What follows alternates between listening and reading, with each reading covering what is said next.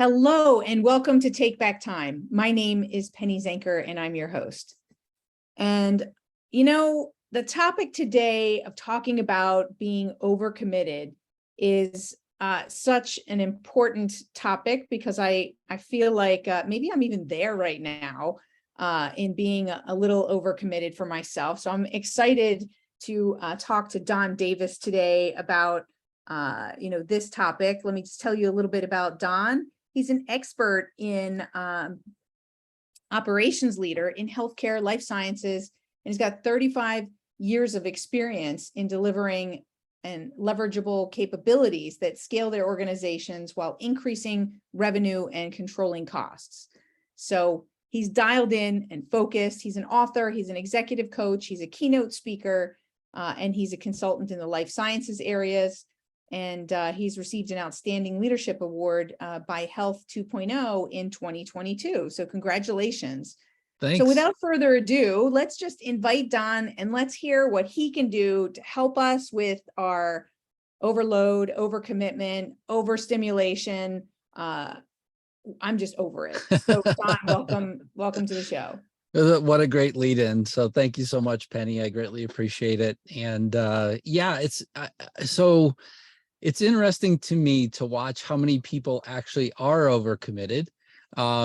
Maybe we start with a bit of a definition there, but also I wanted to just say for anybody that's listening as well that I've taken a look at a few of the episodes that Penny has, and actually I think will tie in really well to some of the topics that we're going to touch on as well. So yeah, fantastic. Excited. Well, I like what you said. Let's start with the definition, because often we talk about these things that mean different things to different people. So let's do that. Let's start with what is your definition of overcommitted, and then I'll add my 2 cents. It was so funny because as I was writing the book, so I took the Wikipedia version originally and put it in the book, and then said, hey, I'm just going to refer back to Wikipedia. And my editor came back and said, but what is your definition? How would you define it? And it sent me kind of down this path of like really looking at each one of the words that were in the definition. And the way I define it is like this. There are 2 aspects of overcommitment. One aspect being the one that I think most people will go to, which is your calendar is stacked full of meetings. You can't seem to get, from one clear thing to the next clear thing. And with all of this stacking that happens, you have to make a decision almost every day in terms of what thing do you go to and what thing do you sacrifice. And obviously, on the sacrifice side, there's somebody that's paying for that, right? So the person that was expecting you to show up or whatever, they're not getting you. So that's most of the definition that I took as well. There's one nuance that I took in the definition also, where I decided that the secondary part is that do the things that you're doing lead you to the place that you want to go?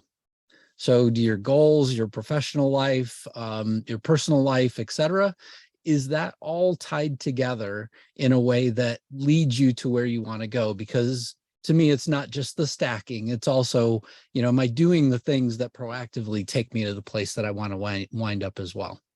Absolutely. I think that's the most important thing. I always say that all tasks are not created equal. So why are we treating them equally, right? Because they're not. So if we look at the value that each one offers, it's going to make it easier for us to decide which ones stay and which ones go, right, at the end. But I want to add a nuance to overcommitted. Okay. Because people, we've made a choice to be overcommitted.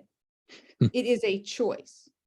And regardless of that our schedules are packed, overcommitted means we have accepted too many things to do for today or in general.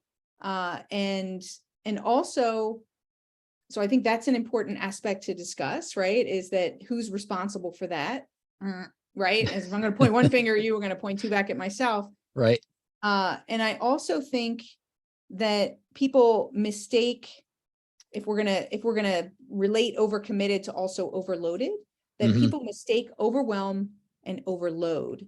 Yes. So I think there's also something to discuss there on that side as well. So what do you think about what I just said? Yeah, so I deal with each one of these issues kind of separately inside of the book. So the way I sort of break it out is that the first thing that anybody that wants to get out of overcommitment needs to do is sort of understand the problem. So it's, and the reason why I wrote about it, what's funny is I'm like one of the most guilty people on the planet for being overcommitted in my earlier part of my career. I would say now I'm a lot more purposeful in the things that I take on. I'm also a lot more purposeful in holding my hand up and saying, hey, I don't want to do this anymore. And sometimes it's uncomfortable to have to do that, but at the same time, it's that living the life of the uncommitted versus the committed that really is what's sort of guiding my decisions there.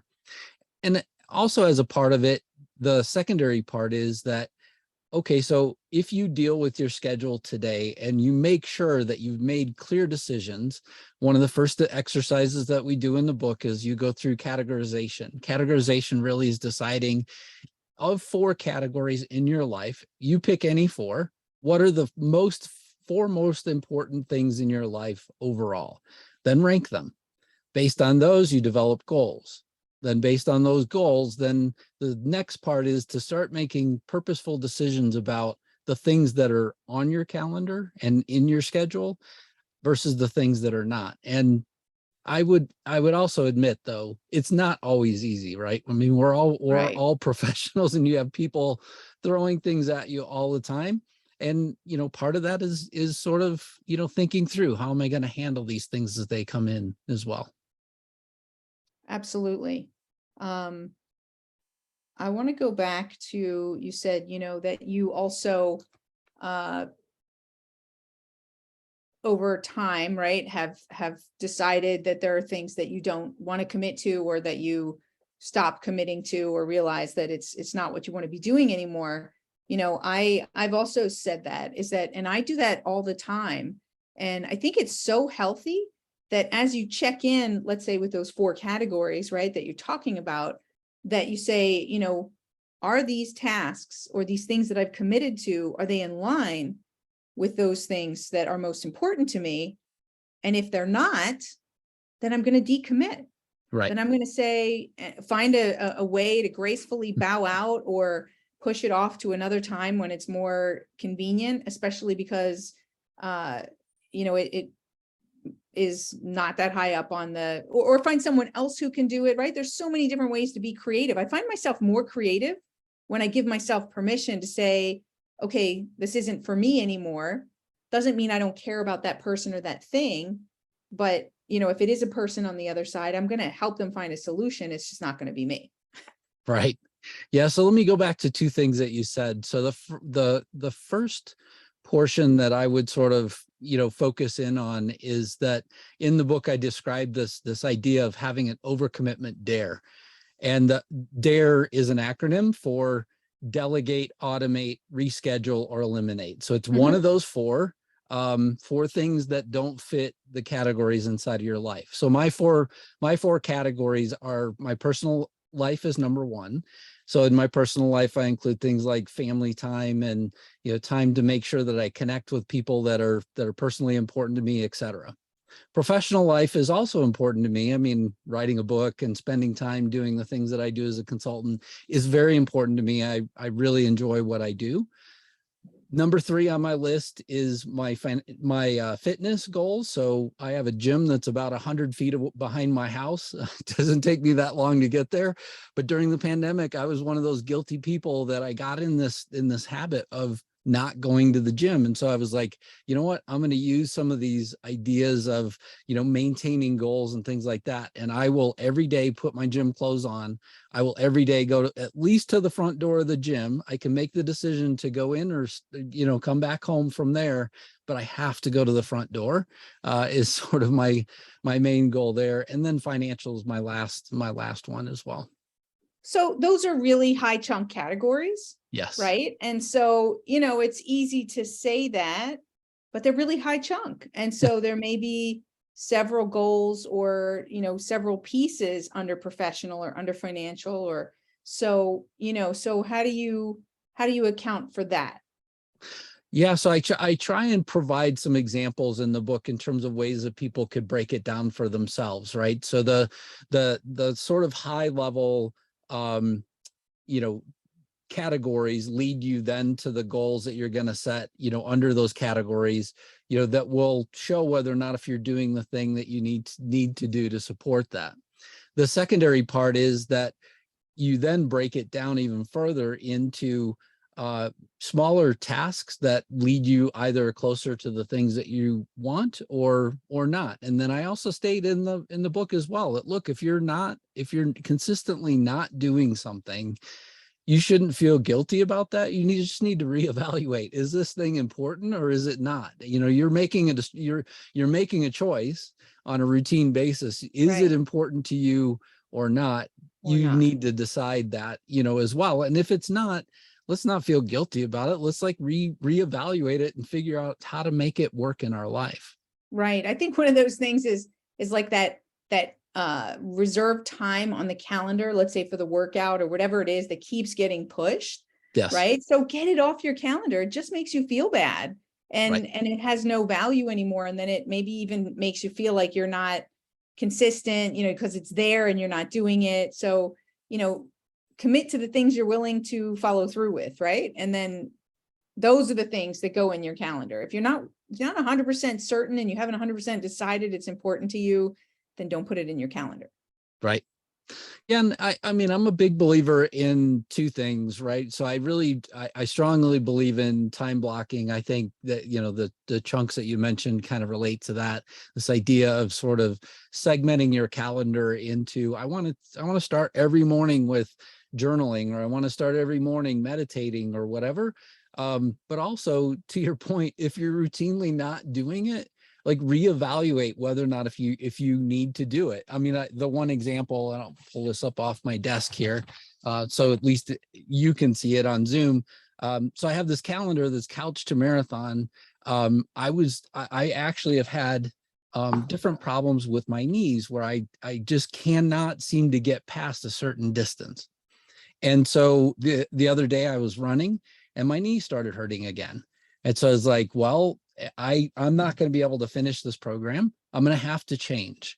I'm not going to feel guilty about it. I'm not going to judge myself for not being able to do it anymore. But it's just, the way life is. Sometimes you have to reevaluate and adjust. Right. You're adapting. What I like to do with those blocks is not necessarily assign exactly so that it's going to be meditation, or is that it's a block for well-being. That's a good idea. Then you have more flexibility, right? Yes. And you know that X percentage of your time, or this is going to be dedicated, and maybe one day the best thing for your well-being is to sleep in, and that's okay, right? And maybe one thing for your well-being is to listen to a podcast on something that's important to you, or so it can vary, right, from day to day, and there can be some things that you say, okay, I'm going to do this on a daily basis, but I find if you feel like it's slipping, right, don't let the category slip. It's okay to say, I need a break from doing this, but it's got to be something in your well-being. And, it's the same thing for, if you're connecting with clients, right? You don't have to write down all the clients that you're going to connect with. It's high chunking, right? I'm going to spend this block of time prospecting, and then you'll decide in the beginning of that session who exactly you're going to call and who's going to make sense to have on your agenda. Yeah, I completely agree with that. I think that's a really smart choice as well. One of the other things that I described with regards to your calendar is that all calendars have this ability to color code things inside of your calendar as well. Mm-hmm. What I recommend to people is that you color code the things that are in there that contribute to the categories that you've chosen. So that way, at least whenever you step back and look at your calendar, you can see the things that you're doing that are contributing to things. You can also see very clearly which things that kind of fall outside of those categories that maybe you still have in your life. Because, I mean, to be honest, things like paying the bills. I mean, I have a financial one, but paying the bills really isn't very high on my list of, get excited about, go out and do tasks. So Right, but you better do it. that's Otherwise, you're right. going to have other problems. That's right. That's So, right. Don, what's your definition of productivity and why? Yeah. So my definition of productivity is really having efficient things that you do that are stripped of things that that make you, I would say, less efficient or less productive. And I can give maybe just a quick example. One of the things that I'm a strong believer in is having things in your life that enable you to do things. I mean, the workstation that I'm sitting in front of for the interview has 2 monitors, a good example. I feel like 2 monitors make me extremely productive. Now, if I use that other monitor as a television and, let it distract me or whatever, I Or could, leave I your could email actually open with make, it. right. I could make it less productive. So I think these tools, can remove, sort of waste in the overall process of things that we have to do on a daily basis. Right. Okay. Awesome. Awesome. I've been thinking, just coming back to the word and the topic of overcommitted. I introduced and said, we have a real problem. We're not just overcommitted, we're overstimulated, we're overloaded, we're overscheduled, right? We're over meetinged, like all these things. I'm starting to wonder, right? There's all this talk about productivity and focus on productivity and being more productive. And in many of the ways that many people define it, we define it in a way that is about being efficient and effective type of thing, right? So Right. not about spending more time doing more things, but it seems like that this obsession with time that we have, and that it turns out that this focus on productivity is making us more time oriented, making us do more, feel like we have to be more. And I think that productivity isn't the point, and it's creating that overcommitment. What do you think? So one of the examples I use actually in the book is my daughter. So my daughter's in the Marine Corps. She has 3 boys, was going to school, and also has a husband who's an officer as well in the Marine Corps. And Mm-hmm. so they are very busy people, and oftentimes find themselves overcommitted. And the pandemic, I felt like, really contributed to this as well, because you sort of all of a sudden had this virtual environment where people thought, hey, look, I can block every single chunk of every single day. It's interesting. You think it made it worse? Yes. As Okay. a consultant with clients, I mean, it was funny because there were clients that I actually booked half-hour meetings with during the pandemic. And I've sort of slowed this down now because a lot of the clients that I have are returning to the office and things like that. But I remember going to one of the meetings and just saying to one of my key stakeholders, hey, look, I just booked this 30 minutes for you to think about our next meeting that's coming up in 30 minutes. I don't want you for anything. All I want you to do is sort of spend time like thinking through things. And as humans, if you truly booked all of your day without time to think about things, you're honestly leaving stuff behind, and you're not contributing the way that you possibly could be as well. And so I agree with you. I mean, I think this idea of sort of, let's use every minute of every day, that's what makes us productive. No, actually, I think it's use the minutes effectively and try and remove things that are friction, for you to use things effectively, and try and make the world the most productive in that sense, rather than trying to like jam every minute every day. Right. Right. So, because a lot of people think of time blocking as, wow, then I can fit in, every single, book it up to every 30 minutes, like you said, every block. That's not the point. The point is to block the things that are most important, but you still need space. You need space for the unexpected, right? Because it does happen, and there are things that come up that are urgent that you need to take care of. And you need to have space to think and to breathe and to pause. Eat. So, Drink. Yes. right. And drink. Right here. I'm going to have Right. some right now. Yeah. Good stuff. So what do you think is the most important thing, that people need to address in this, that you bring in your book? Maybe we've already covered it, but if there's anything, did we miss anything, like one of those most key points that we didn't cover yet? So I'll touch on a couple of things that that I did sort of in the writing of the book. I started to think about this idea of if I'm somebody that's overcommitted, the book's 150, 160 pages or so long. And so it's a decent read It's a anyway, commitment but just to read the book. so you're gonna have to somewhat segment time. I took the beginning part of the book mostly to talk about a lot of my overcommitments throughout life, a lot of the things that I've done. And then in the second half of the book, I more or less really get, deeper into this. So if you wanted to know the why you should consider this and how honestly bad it could get, I give you some of my own personal examples in the book. Mhm. Then the secondary thing that I also started thinking about was I wanted to make it simple for anybody that read the book to follow the steps that are in there. And so I came up with this concept of a 5-day overcommitment cleanse. And so you go through the steps of DARE, the sort of delegate, automate, reschedule, and eliminate inside of the 5-day cleanse, but you also are asked to take a look at your categories and set goals and things like that as a part of it as well. So I think it comes out, a little bit more than 5 days, to be honest. But the reality is to set you on a path where you've got this stuff, well underway. And in 5 days, you've gotten, kind of the meat of what you should have walked away with from the book as well.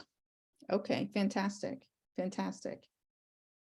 So, out of all of those challenges that you had of your own personal overcommitments, what's the biggest lesson that you learned?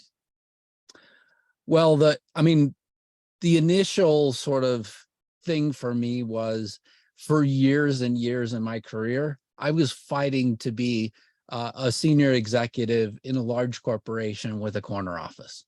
That was kind of my, that was the most important thing to me overall. And the closer I got to being there, the more I looked at people that were in those positions and I would say to myself, this is not exactly what I want in my career. I wonder if I could do it differently whenever I get there.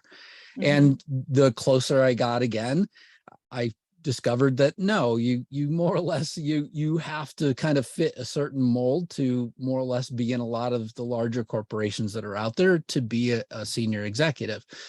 So I decided to plot my own path outside of that. And so I work with, startups as a consultant. I work with companies that are, brand new. And then I also work with companies that are, fully funded and, kind of on their path, and I work through a myriad of things, to help support their overall growth. And to me, that fulfills that same sort of career purpose. And so, the decision that I made along the way based on, sort of my own overcommitments was, look, I don't want to be overcommitted in a way that leads me to a place that I don't want to be in the first place. So why would I spend all that time and sacrifice my family and sacrifice other things to get there? So it helped you to learn what was really most important to you. Absolutely. Yeah. Awesome. Well, thank you for being here. So how can people reach out to you and get more information from you? Yeah, the easiest ways I would give anybody. So number one is going to be my website. So it's www.drdavisphd.com. So that's where you'll see the book, and you'll see reference to the overcommitment cleanse and things like that there. There's a link there, and then send me an email and I'll be happy to respond. The second way is look for me on LinkedIn. But with such a common name, again, unless you can, sort of see my picture on the book or somewhere else, it may be a little challenging to find me amongst the other Don Davises. We'll have all the links on the show notes. So people who are listening, you can go to those links to connect with Don. Wonderful. All right. Well, thanks, Don. Thank you for being here. Thank you so much for having me. I greatly appreciated our conversation. My pleasure.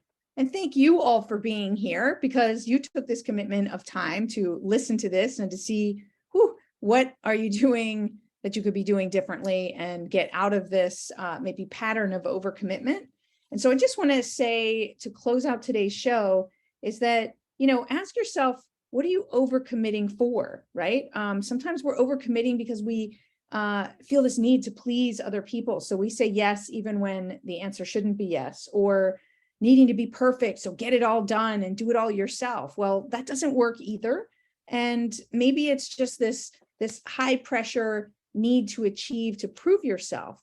And, all of those are traps, right? So if you find yourself in that overcommitment, get some clarity as to what's going on underneath, because even though you might have gained some good ideas here in this show, sometimes emotionally we know what to do, but we don't do what we know because our emotions keep us from making those changes. So dig into the why a little bit. What is it that you think that you're accomplishing? What excuses are you making? Like, look into those types of things to really understand what's behind the overcommitment, so that you can let go of some of those things. Give yourself permission to say no, permission to delegate, automate, what was this, Reschedule, reassign, and to eliminate what doesn't really fit. So thank you again for all being here, for putting some thought into it. Why don't you reserve yourself 10 minutes at the beginning of every day and 10 minutes at the end of every day, so that you can think about what your commitments should be, need to be, and where you want them to be. So thank you so much for being here. My name is Penny Zenker, and this is Take Back Time. We'll see you in the next episode. Thanks, Penny.